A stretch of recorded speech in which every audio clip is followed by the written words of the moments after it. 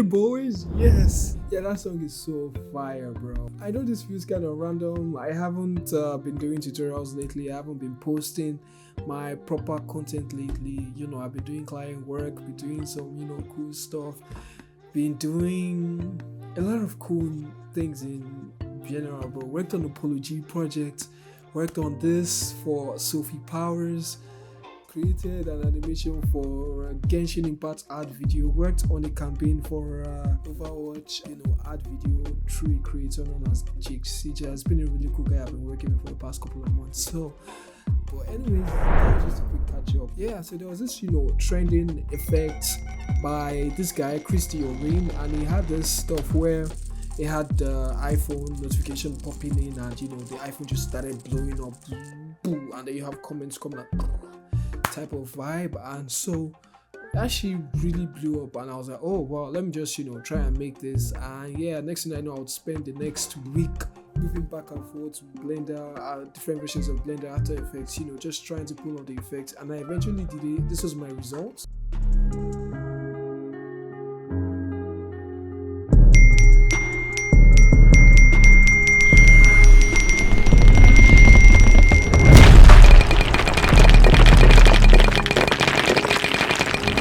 So yeah, I pretty much got close enough. This guy used Cinema 4D, and you do know that Cinema 4D is superior at Blender at stuff like this. I experienced that firsthand, but I was able to get something close enough. I will teach you as much as I can and be more of like intermediate level, and I'll try not to make it too long. So I just hope you can follow along. You're free to ask questions or whatsoever. And I'm just happy because I haven't had the chance to do this in a long time.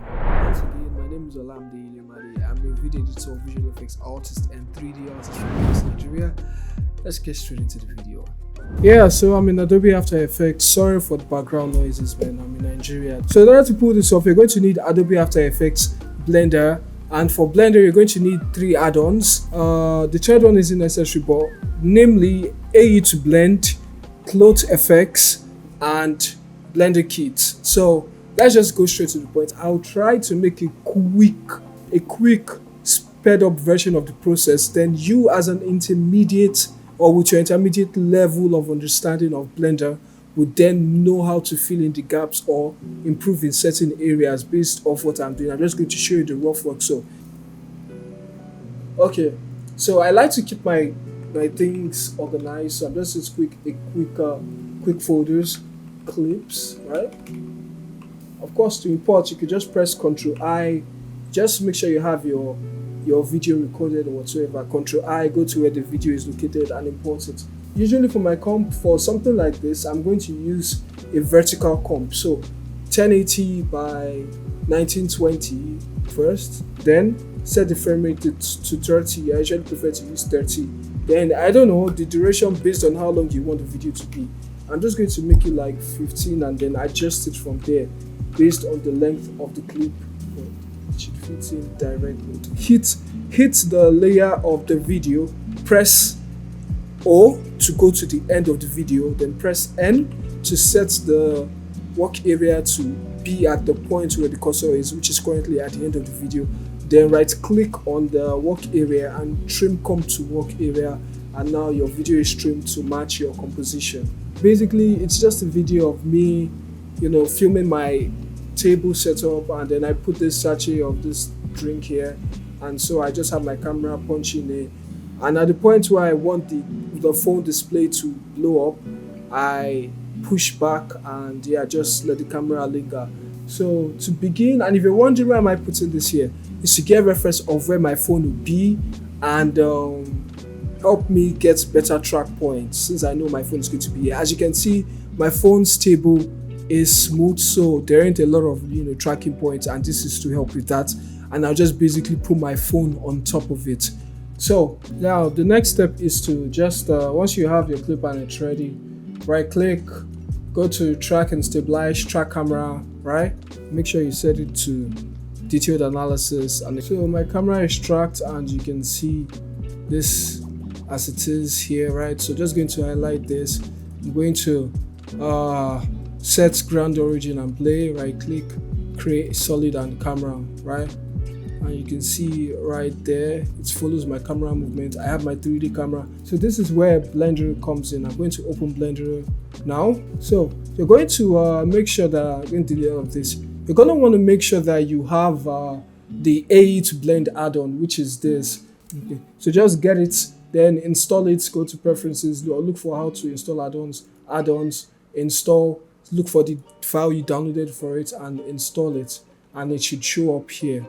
And once you've done that, in order to transfer your tracking data from After Effects into Blender, you go into the camera, right?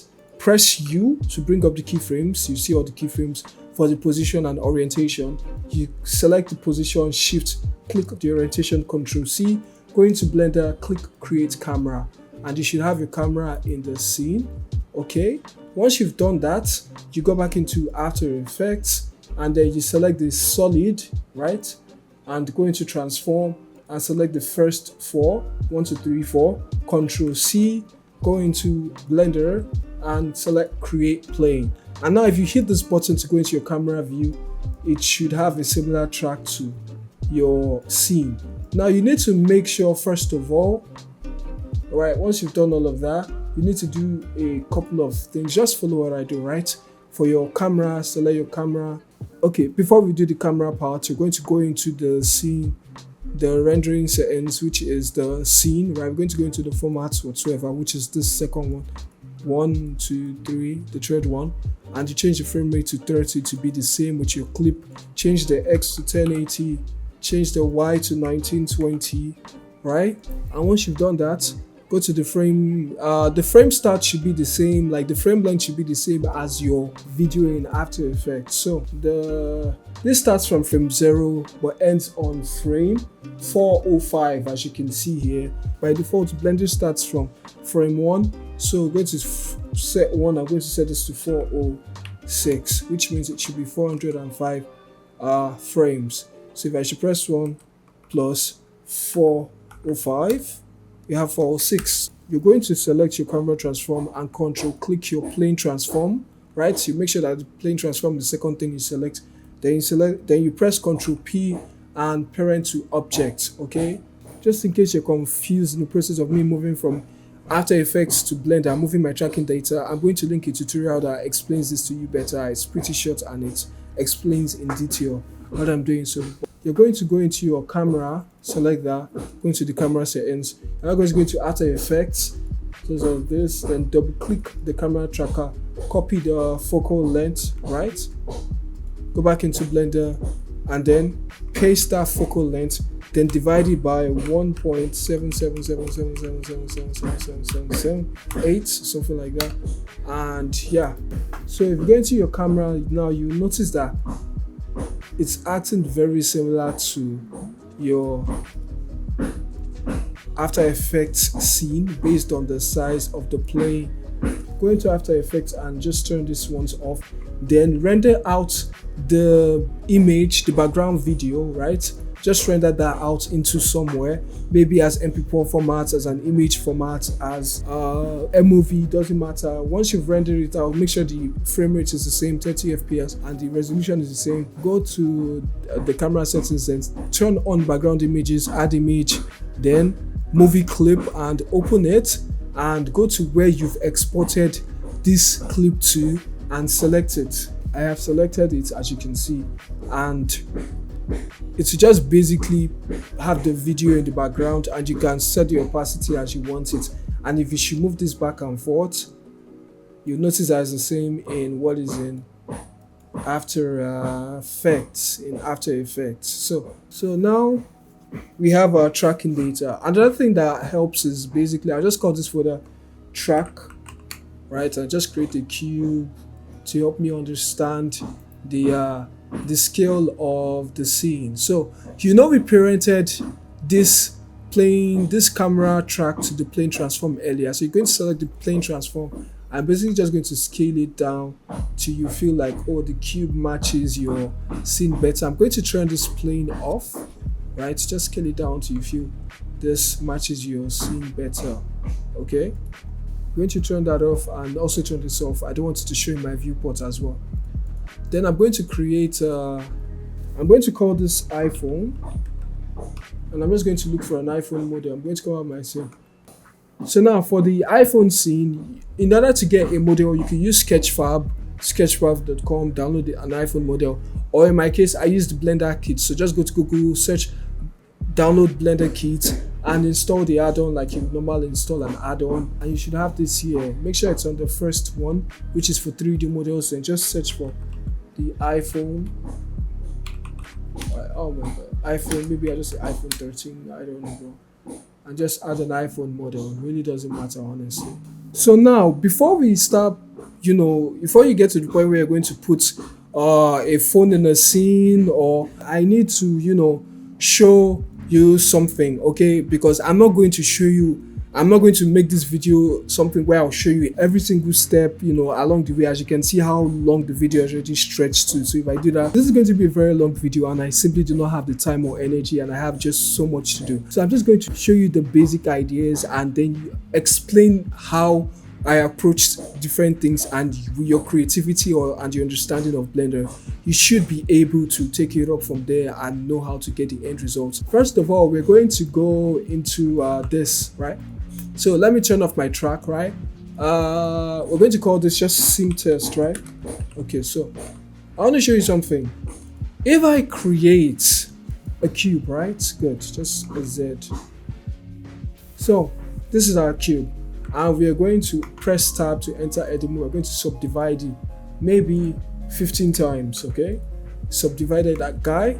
Now I'm going to do something, right? I'm going to press Shift Z to enter the wireframe mode. I'm going to drag, then press Shift, drag, hold Shift, drag, hold Shift, drag, right? And I have this selected like this. I'm going to go into the object data properties and create a new vertex group, and just call this, I don't know, maybe pin, right? I'm going to assign this to that. Okay, press Shift Z to exit wireframe mode, and so we have this, right? So I'm going to go in here. Let me change this back to my timeline. I'm going to go in here now and add the clothes physics, and you notice that right away the cube is falling. So we're going to go back to the first frame, and the first thing we're going to do is that we're going to go to the shape, right? And we're going to click on pin group and select that pin we created earlier. And when we press play, you notice that it falls like this. Good. We get in somewhere, and so we can just right click, press shade smooth. Then I'm going to go to pressure. I'm going to set this to, just set it to 0 and as it is now, and you have the pressure scale, put that to 0 as well. Then create a keyframe from it. Just press I and press I once you create a keyframe, okay? Then maybe go to around maybe 225 or around 150, because the simulation ends around 250 by default. If you go to your cache, default is always 250. Change the pressure to like 25, change this to 1, and just press I again, and then go back to start, and you notice something, right? It's going to swell and keep swelling and keep swelling and keep swelling. And you could even set it to increase, keep increasing to like 200, right? Sorry, 200. Then insert the keyframe and just go back to first frame, and to just swell, swell, swell, swell. And you notice something. It swells, but it never explodes. That looks like that wasn't an explosion. That was actually a glitch, maybe exceeding the bounds of the mesh. But if I run this again, notice it just keeps swelling, keeps swelling, keeps swelling, keeps swelling, keeps swelling. Basically, what I'm showing you this is that Blender by default cannot burst things with its clothes simulation. Sure, it can do a lot of cool things. It can make things deflate, but it cannot burst them. So in order to overcome the issue of making something burst in Blender, we're going to be using an add-on called Clothes FX. And so this add-on is old, and the last time it was updated was like maybe 2 years or 3 years ago. It doesn't work with recent versions of Blender. In fact, I cycled through so many versions of Blender and through the different versions of the add-on, even going as far as Blender 2.79. But eventually I found that Blender 2.8 worked, and so I'm going to open that now so that we can install the add-on and work on it there. So I'm going to clear everything from here and show you the basics of the add-on. So once you get the add-on, download the version 2.8 and install it, and get the add-on, install it. you should have it here. Show me the here whilst editing this. So I realized that I did not say the exact version of the add-on I use. So if you say once you get the add-on, there are like different versions in the zip file, and there's one that says version 4_3 or something like that. That is the version that works with Blender version 2.8. So that is the one you should install, and I'll put the text on the screen as well. So yeah. Okay, so we're going to create a plane. I'm going to show you the basics or the basis of the add-ons. Create a plane. Stress that I'll go to tab, right? Press tab, subdivide, and click this up. Maybe like 15. Okay, we have enough now. And then we're going to we could use generated or custom, but for this video what we're doing, we're going to need custom. So I'm going to select custom, right? And you wait for a second to create more options for you to select. So the first important thing you're going to do is go to the clothespin editor, right? Just select this, then shift select this, shift select this, shift select this, and press tab to exit. Then you're going to go to the custom tier maps, right? And just draw, space, draw, space, draw, space, draw, space, draw, press space, draw, press space, draw, press space, and just do that over and over again. So I've drawn a bunch of maps here, and to exit this, it's not tab, you press escape, right? So once you escape that, you press escape. If you press play, you see that the clothes is going to fall, and the sides we pin will hold it from falling completely to the ground or to keep falling to the gravity. So also, yeah, a quick overview is I could click this just to see your tier map. And so in order to add an object that will allow you to tier, you click on this plus icon and to create a tiering collider. So basically what you just want to do now is you select this. You notice it gives you these options for the thing you're tiering. You select this, it gives you the option for the collider you're going to use to tier the object. So I'm just going to move this collider downwards, GZ, right? And then I'm going to move it downwards. I'm going to press play, right? I'm just going to scale this up a bit. I'm going to press G, and just, as you notice, this shouldn't be happening. Oh my god, I forgot something important. I was supposed to apply the scale, so I'm just going to remove this, apply all the transforms, then skip, don't forget, and press play. We should have that. Then we select the scale up a bit, then move it up, and it should be fine. So just make sure you apply your scale, and you notice that as you move this, you could have the thing tier the object. And yeah, so yeah, you need to set the tiering to animated, right? Once you do that and you press animated and you press play, it will tier properly. Okay, so yeah, just in case you're trying to do something and it's not tiering properly, that is why.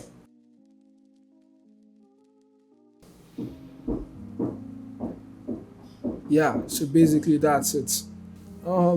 Yeah, so the basis of it. The only other thing you probably don't know how to do is to if I should set this and I remove it, the only other thing you probably don't know how to do to inflate something, you basically just let's delete this straight, a cube, SZ, scale that up, SZ, scale that up. Okay, once you scale this up, subdivide it like 15 times or so, right? Tab, Control A, apply all transforms, okay, and set it to custom, right? Once set it to custom, let it load, set the pin, just change to the top, select the versus mode, change it to wireframe, do this, shift, and shift, or better still, instead of doing it this way, sorry, for a display like this, if you're trying to do it like the iPhone display, you select the last line of this thing, okay, and once you've done that, this is the way I found to work. You press Shift Z to escape, then press Tab to leave this, okay, and we have the thing pinned by the bottom. It's not perfect, and one thing I noticed that helps me fix the falling issue is that I created a plane. I scaled up the plane to match the size. I took it down like this, just placed it under it so it doesn't fall through itself, right? Or maybe you could try turning on self collision on this. I don't know if that will work. I just basically did that with the plane, and I turned on the collision for the plane, and if you press play, it shouldn't fall through it. As you can see, it is laying on top of it. So to inflate it, you just select this, select dynamic inflate, and it should inflate, right? Inflate. Okay, so I was trying to see what the issue with the inflate was, but it wasn't working. So for some weird reason, I realized that when you turn off this smoke effect, the inflate, the dynamic inflate starts to work. So yeah, once you turn on the dynamic inflate, just go into your, make sure the cube is selected, go into your modifier settings and turn this smoke thing off. I don't know why it's not letting it inflate, but that's basically how to make it inflate. So basically this controls when the inflation starts. So I can set it to start around 30 and set it to end around maybe 250. Yeah, then I can increase the strength to about maybe 40, and if I should press play, you notice it is normal.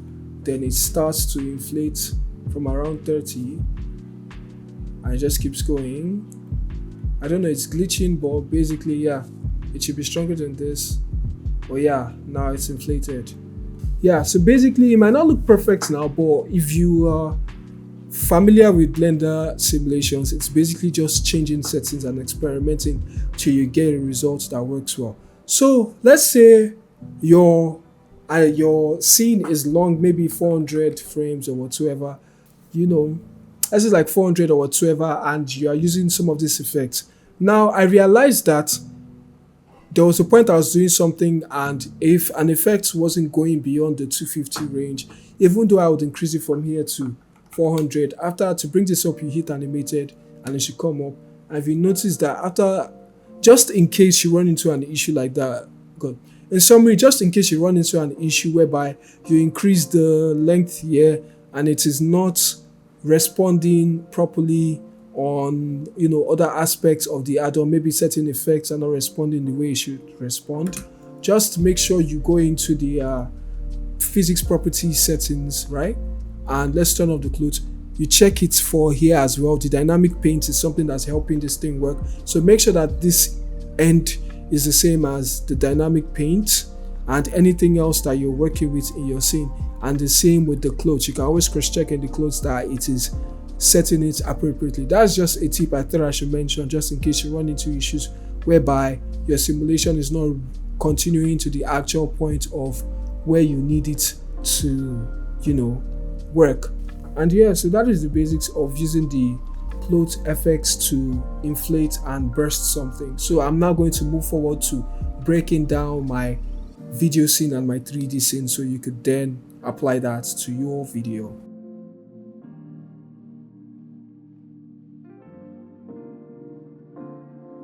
So I'm in my After Effects project file right now, and you see my clip and you see the camera track I have here and my camera turned on, and you notice this is the track I have.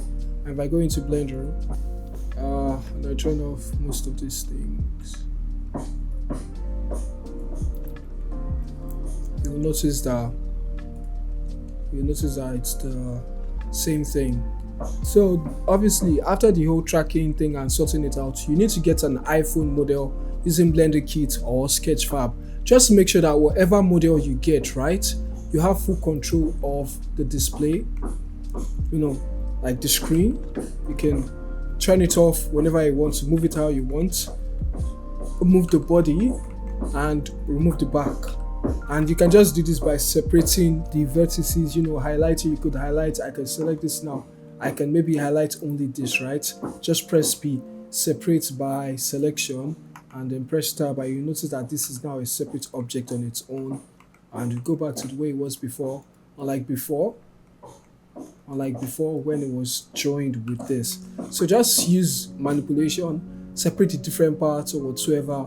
And when you're done separating the parts, the next thing I then did was, in After Effects, I used the reference of my iPhone wallpaper, and I then used the original wallpaper itself, which was something I designed in Blender myself like close to 2 years ago, and I put that as the background image, and then began where's the image? I added the background image, and as you can see it's separated, and then began adding all these elements, using the original fonts for iPhone or whatsoever, so the quality is as high as possible. I just basically recreated the iPhone lock screen elements, and then used looking at my phone and seeing the way notifications pop up. I then recreated the animation effect for when you get notifications. It's not perfect, but it was good enough. So I timed it with when the camera pushes back to signify, okay, the phone screen has blown up, and the notifications stop moving on the screen since you're no longer seeing the screen. I then exported it out of After Effects, brought it into Blender. If I select the display, you'll notice that this is the setup for the display. It's an image texture using the video, just import the video and the mapping node to help me with aligning it properly to the display. So you just so you notice that the screen goes off here. I'll explain why the screen goes off here in a second. So just make sure your screen is separatable, your phone is separatable. Make sure you have a null object that is controlling everything, so you can place it wherever you want in a scene, scale it out wherever you want in a scene. And usually when you import in the phone, it should come in with a null or whatsoever, not even a null object, sorry, an empty. The next challenge is the display inflating and exploding. So you go into the older version of Blender, right? Okay, you'll notice that I imported the phone and the display in here. Okay, now I initially wanted to use my original display. Okay, if I should turn that on, but the problem why I didn't use the original display is that I had to remesh it. I used the remesh modifier to remake it, so that because when you're trying to simulate something, you need to have enough faces for your clothes simulation to happen, unless it will act like folding paper or it won't work well. But the problem now was, upon trying to remesh it to have more faces, I ended up with something that was too detailed, and it was this detailed so that I could have these curved edges to follow the curve of the phone. But by doing this now, when I try to do the clothes simulation on this, the faces are so much that it takes forever to simulate, and it was just too slow and frustrating me. So in order to fix that issue, I just when we turn this off, I just created a cube. And if you go back to the first frame and we turn off this iPhone body, where's the iPhone body? You notice that this is just a cube. Put this in solid mode. You know, this is just a cube, and we've done all that face scattering thing, and we've also pinned the edges. You notice that this is just a cube, and I even modified the edges a bit to stay within the bounds of the phone, so that it doesn't have this over sharp edge or whatsoever. So basically, how this works, I showed you the basics of the Clothes FX add-on, and I showed you, and I linked you a tutorial to teach you the basics. I just basically applied what I showed you, the inflating of the cube, right? And if we click on this now, I don't want to clear the what's it called, but hopefully I hope I can access this. I can't. Anyways, if we good, I have to clear it, I guess. If I clear my cache, go back to the first frame, and we select this, you notice that this is how I pinned my object. Just select what you need to select, whatever holds it up well for you. And if you exit that, you'd see how I drew my tier lines, and you press escape to exit that. And you will notice that I have an object here which I call a swell guard, and if I highlight it, that is to prevent the clothes simulation from falling and folding into itself. So I'm going to turn that back off. All right, and we're going to go back to this. So if this thing inflates, you notice it starts inflating from frame 170, and I timed it with the video, and so you notice it swells up, and basically it's swelling, and just like I showed you before, you can create objects to tear the whatever you are simulating. So this is it here. It's originally here, and then it keyframes from here, to this point as the simulation is inflating it, and it bursts out to have the things just sort of like explode. So that's just basically how this simulation work. If, like I said, I showed you the basics, and you can just basically use logic, tweak settings you need to tweak, the quality, the mass, whatsoever, tweak all of those things, and that's how simulations in Blender work. Once you know the basics, tweak it till you get good results. Like I said, for you to have it use keyframes to tear the object, you need to set it to animated. Don't forget to cross-check some of these things that might be affecting the inflation from happening, and set your in and out. Like I said, I used frame 1 and ends at frame 406. Since After Effects starts from 0 and 405, just make sure it's 405 frames, and you can bake your simulation. Once you like bake it and it bakes it from beginning to end, just click on the object again, go into the clone simulation and select bake all dynamics, and this will like bake it in well. One more thing, once I had this thing inflate and this interact with it and burst it upwards, I needed it to interact with the monitor and the table. So all you can just basically do is just create an object and just quickly model out a shape to match what you want the cloth simulation to interact with. So I did that for the monitor. I think I also did that for the table, if I'm not wrong. I just need to find it. Yes, I did that for the table, as you can see. So I quickly modeled something rough for the table, and I quickly modeled something rough for the monitor. So once it inflates, blows up, boom, you have it landing on the table or going off the edges and also interacting with the monitor. So once you model them out, for it to interact as like before, you turn on the collision for it. Just go to the object properties, turn on the collision for the monitor, turn on the collision for the table, and just turn them off in here, and make sure that this monitor icon right here is on. And if it's not showing for you, just click this button up here and you toggle this so that it shows. And what this basically says is that it lets it interact with anything in the viewport, like anything that has to do with simulations and stuff like that. So if you're simulating objects in a scene, you can hide them so they don't show in your render, but you can have that turned on so that they can interact with the simulation.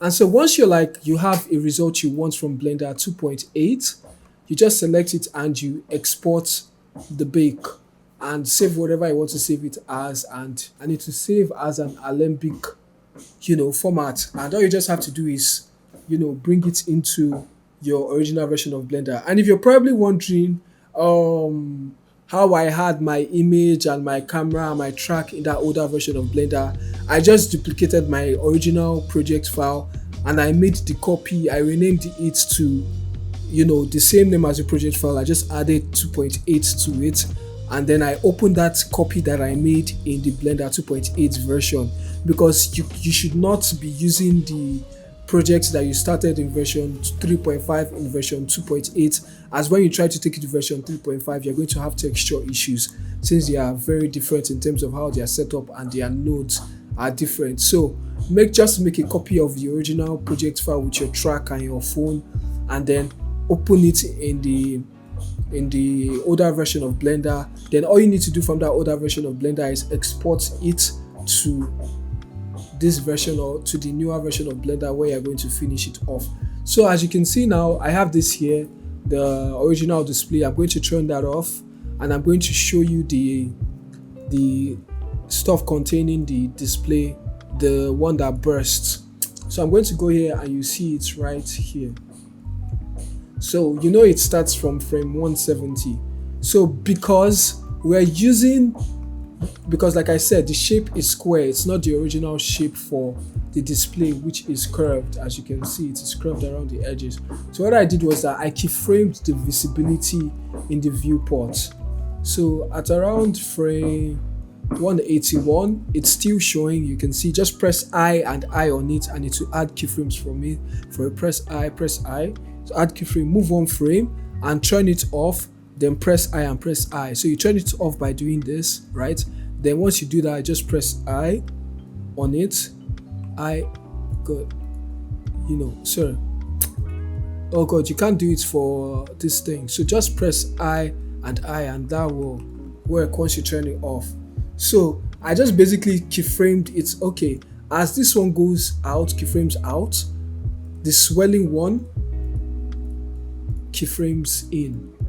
So it keyframes in at a certain point and then starts swelling, and the other one keyframes out at another point, and you notice it's swelling till it bursts, and boom, you have it where you need it to be. Okay, so once you have that set up and whatsoever, I almost forgot, yeah, how you import the swelling display. Just go to File, Import, Alembic, and go to where you exported it to, and you import the swelling thing. I almost forgot to add that. So once you keyframe that and you set it out, don't forget to make the texture the phone display as well. It's pretty simple. Just in case if it doesn't align properly, adjust the X and Y or the X and this or the scale till it aligns properly, you know, stuff like that on the mapping for the texture, okay, in the shader editor. All right, so if you're wondering how did I bring out the shader editor, just, you know, when normally it's like this, so just go to this edge here, drag like this, go here and set it to shader editor. Simple as that. So I did something right where I added a mix shader between the principled BSDF and the material output. Just go to search mix shader, you know, add it in between them. Once you add it there, I wanted, once it exploded, I wanted it to fade from the texture back into black, so that it's not as if, you know, the screen is still showing in the particles of it that are flying around. So I just basically keyframe the mix shader. Since I don't have a second shader attached to it, it's going to, when I keyframe the factor, if you notice when I keyframe the factor back, it goes back to the original shader.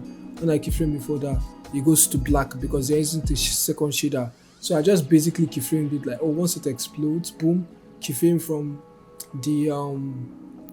the animated screen to black, and yeah, that was that. So once you've dealt with that, right, good, all that's left for you to do now is just recreate the table layout on this side. Let me turn this track off that I did here, right? So all you just have to do now is, and so recreate, and so once that's done, just recreate the table, recreate the monitor, and this is to prepare for you to do a particle simulation. Now this particle simulation is to allow the notifications keep flying out from behind the phone screen after it has blown out. So these things I created here will be colliders for when it flies out, it hits here and it lands here, which is pretty straightforward. So I went back into After Effects, and you see these things that are coming up, right? I just took like 5 of them or 6 of them, okay?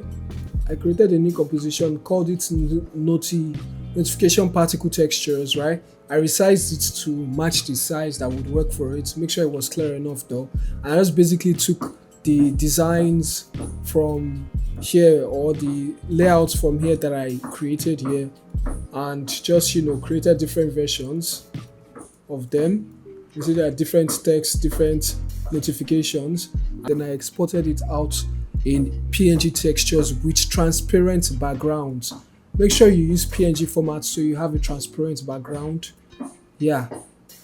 I then came into Blender and I modeled something similar to this notification shape, as you can see. Let me go back into Blender. We have a notification asset. So you notice that I have it here, and I just modeled this shape, right? And I duplicated them multiple times. Then I created an image texture. I created an image texture with 2 materials. One is the glass and the other one is the text that shows inside. And if you're wondering, oh Mide, how did you create this text that shows inside? If I come here now, I brought my cursor here. If I should create a circle, right? I can create a circle GZ, and I have the circle, right? I enter edit mode, I fill in the face. Good. So this is my circle, right? So just picture it like this. I duplicate this circle once, Shift D, escape, right? So I have the circle there, 2 circles. Go to the first circle, I enter tab, I extrude that, Z, you know, extrude that, and exit it. Okay, and I maybe give this the glass texture as well. Okay, now you notice that you can see through it, and then the second texture is going to be in between it. As you can see, if I select it, the second texture is in between it, and I can set the second texture to have the notification texture I created, and you see it through there. So they are now like two in one, as you can see. Yeah, and just select the both of them and join it, and they will have the two textures standing there. So that's basically how I design these. And if you enter cycles mode, you see the glass and the settings. You should know how to create glass material, and this is how I got the background to clear out properly. You can see my settings for my shader, my glass shader. This is the image texture, the mapping for it, and yeah, that's basically how I did it. And for the glass part, this is for the glass, yeah, and this is for the normal text notification shader. So that's basically how I made that in a nutshell. And I just made multiple versions. I parented them to the one at the center. I moved everything down since I'm going to use it as a particle that will emit outwards. So for my particle effects, what I just basically did was I created a curve guide, and just press Shift A, force, and curve guide basically, right? And if you enter edit mode, you see that this controls how the particles will follow the curve guide. So just tweak that so you have a direction or angle that you want, right? Exit that from edit mode, and basically these are the settings for the curve guide I created. So around when the particles start coming out, you'd see how I keyframed it and the settings I use. Basically, simulation is experimenting till you get a result that works for you.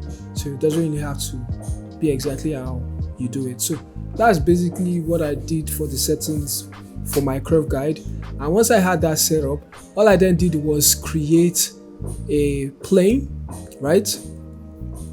Now, this plane was down here under this place. And if you do remember, I told you that we had to, make it that we could remove the back of the phone, right? Just in case you don't want it showing in your render. So if I move the back, you see that it isn't showing. And by removing the back, right, I allow things to see through. And so when you remove the back, you use the same trick we use for the display by keyframing it out. As you can see, if I go into the iPhone model, you will notice that on the back I keyframed the visibility to go at a certain point. And yeah, so once we've dealt with that, we're going to have the particle emitter underneath the phone, and it's just a plane scaled to fit within the phone. And you go into the particle settings, and you see the settings I use, 61. All these are the settings I used. I've baked it, but I'm just going to scroll so you can check the settings that I used and experiment with what works for you. Because yeah, just see the settings I used. The scale, the collection, notification, assets. You should know how to use particle settings or particle emitters in Blender. If not, I'll link a tutorial to it down below. So basically just create a particle emitter, set it to render as, set the render, scroll down, set the render, set the render as collection, then go to the collection for the notification assets you created and let that be what the particle emitter is going to emit. And with this curve guide, by default, it's going to follow it. So if I should select my force guide, right, and I maybe remove the force field for it under the physics settings, and I go to my particle emitter object and I go to the particle settings here and I delete all bakes. If I should press play, you'll notice that it will start to fall because the curve guide isn't there anymore. So if I undo all of that, you see that once you create the curve guide and you control this, that is going to determine how the object is going to fly out. And basically the settings I used to show you the intensity of how it's affected. I used like 0.97, and that's just basically how I had the object fly out and fall down. You could use any other way, use whatever works for you. So if you go into my collision settings, These were the settings I used in my particle whatsoever. These are the settings I used. I was just basically experimenting. I spent 4 hours experimenting with this part till I got this result, and it wasn't perfect because that's the reason why I spent 4 hours. All of this weird clipping was happening and I nearly lost my mind, and it was just annoying, but I don't know, I found a way to make it work. I even had an option where the objects were not even landing on top of it, they were floating above the table, and I basically just had to come up with a hack where I would bake the simulation and then move the table downwards so that it would interact with the this thing accurately. Move the table downwards with a null. I connected the phone, the monitor, everything to an empty, and move the table downward so it will land on top of it. And yeah, I just basically keyframed different things. I use different settings for the monitor and for the table to get the results I achieved. It's basically just experimenting till you get a look that you like I said earlier. The next thing is my lighting. So for my lighting, I just created 2 tubes, right? Quickly modeled 2 tubes and I put them behind this place, and what I did then was keyframe. I created an emission shader for them. As you notice, I just use a principal BSDF and I use the emission. Everything else is off.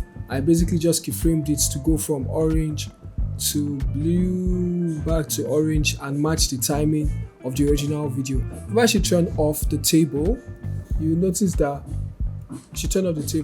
you notice it goes with the color scheme of the original video by just keyframing it to match the timing, right? Other than that, I also added 2-point light with these settings and keyframe the light colors to match that light as well. Just using this thing alone is not going to accurately light it as well as you need it to light. So just create one and then duplicate it, put it on the other side. Keyframe the colors. It's advisable to keyframe the color before you duplicate it and take it there. Then I added one more thing because since it was flying in front of the monitor, I had to make the monitor light up the object. So I just took a quick screenshot of my monitor and then I quickly modeled this to match this angle and just added the texture of the screenshot I took, so it sort of lights up this thing. So yeah, it doesn't show in the render. If you go into the visibility, you'll notice that it is a shadow catcher and it's also emitting light. So that is one thing, that is one hack that I used. If I should turn it off, you instantly see the effect. It's night and day. So yeah, that was how I did the lighting. One more thing I did for the lighting, if you go into the shader editor, you change it to world, which is supposed to sort of control the HDRI 360 lighting. I went in here and let's go and turn the what's it called, the film transparency off, and you will notice that I used a video, the original background video, as a background for lighting. I made it very mild. I made it like 0.67 strength. I used it as an environment map, and yeah, it's also set to animate and follow the original video as well, and I just rotated it around to match the lighting in my scene. I don't know, you just basically tweak it till it looks very similar to what you feel your phone, till it looks realistic. In a nutshell, just tweak the lighting and the settings. I just use the hack of having this for reflections and ambient lighting. It's not very strong, but it is there to help cement the effect in further. And if I should go to my camera view, and I go back and turn this transparency back on, because I'm going to be rendering only the phone and the comments, and you're not going to have all of this video in the background show or the environment map. Normally you'd have the environment map, but that is not going to show. So you're going to go in and you're going to see this. You're going to go in and then you're just going to tweak it till you have good results. Now if you're wondering why isn't the table showing, that is because I turned it off, but let me go back in and turn it on. Table blackout, and you notice that the table will show. But now you see the table is showing here, the monitor is showing here, but it's not showing here. And that is because we don't need them to show it in our render. We just need it for our collisions from our particle effects and we need it to catch shadows so that that will show over our original video. And to basically turn that effect on, whereby you can use the 3D objects in a scene to catch shadows and not let the object show, you select it, you go to this orange thing here and go to the visibility and you turn on shadow catcher. It's already on, so if I turn it off, you see that it will show. If I turn it back on, it will go, but the shadows will show. And that's just basically it. You track your scene, bring in the tracking data here. You find the phone model, separate the parts that you need to separate. Once you've done that, create the animation that will show on the screen display as of the notifications, showing in. Do the simulation for the screen to burst, bring it back into the main version of Blender, fit it into the phone, original phone, let it fit properly. Once you've done that, do the particle simulation for the comments that will fly out, model it, do the particle simulation for it to fly out, collide with the monitor, land, do the lighting, let it blend well, and yeah, you're basically done in Blender. All you just have to do is go into your render settings, make sure it is set it to PNG. I normally use the image PNG format, just compression to 0. I use 8-bit and I set this RGB to RGB. Make sure your FPS is correct, make sure your start and end frames are correct, your resolution is correct, and set where you want to export it to, and go to cycles. This was the render settings that I used. Okay, you can see what I used here. I didn't use motion blur so that I could have more control and so that it would take a shorter time to render. And you can always add motion blur in After Effects with pixel motion blur or with RSMB. Then make sure this is important. You turn on transparency to remove the background. And these are the settings I use for my tiling and other things. And yeah, all you just have to do now is render. We go back into After Effects. Once you're back in After Effects, you're going to bring in your footage, which is here. Import the render you just did. As you can see, this is my render, and see how it just cleanly sits there and fits into the scene. We have our shadows and we have everything we need, and so we have our render sitting on top of there. Things to help you sit better. Since I recorded with my iPhone has noisy footage, so I just added the noise effect in After Effects. Just press Ctrl space, add noise, and this were the settings I used for it. I also added RSMB. It's a plugin for After Effects, Real Smart Motion Blur. Look for where you can get that. And I added Universe Glow, which I just used for when the phone exploded, just to add a kind of effect. So I just keyframe the glow to increase at the point when it explodes and reduce back, and yeah, that's just basically what I did for the compositing on top of the video. And the other thing I did was I just added more zooming. Although I was moving into the footage already, I just added more zoom you can use a transform effect. You can just add the transform, or just go to effects and presets, transform, add that there, keyframe the scale it in. It's not on. Keyframe the scale it in. Yeah. This was done on an adjustment layer. Ctrl-Alt-Y to add an adjustment layer. Add the transform effect on it, and you can just scale it in, scale it out as you need it to, go. So, but in my case, I use a plugin called Sapphire Blur Curves, S_Blur Curves, and that is scaling in to the footage. And when it gets to the point when it pushes out, goes to 0.5, goes from a scale of 1 down to 0.5, and then goes back out. And I just basically keyframe the graph to act like this using a value graph. Just right click, to turn the graph, you turn the graph out here, select the keyframes you want to tweak, right? Okay, click on empty space, right click, change it from speed to value graph, and basically just adjust your graph till it looks like this. I just decide to hold shift, drag it out, something like that. Hold shift, drag it out. So just tweak it how you want to do. You should know how to deal with graphs. That pushes it back out, and I just did a quick camera shake effect here. You can use any camera shake. Such a quick tutorial on how to do a camera shake. Let it start from 0 to where it's intense, and then start from 0 to when it's intense, and then push back out, and you have your camera shake. And yeah, that's basically it. Let's turn our tracking layer off. That's basically it. You have a zooming in, burst, push out, camera shake, zoom out as well. And yeah, I hope you were able to learn something new. I wish this tutorial could have been put together better. I am aware that this is barely any proper effort put into this. Maybe I'm not just cut out from making tutorial or content videos like that. Maybe I'm just really burnt out from all the jobs I've been doing or work I've been doing back to back.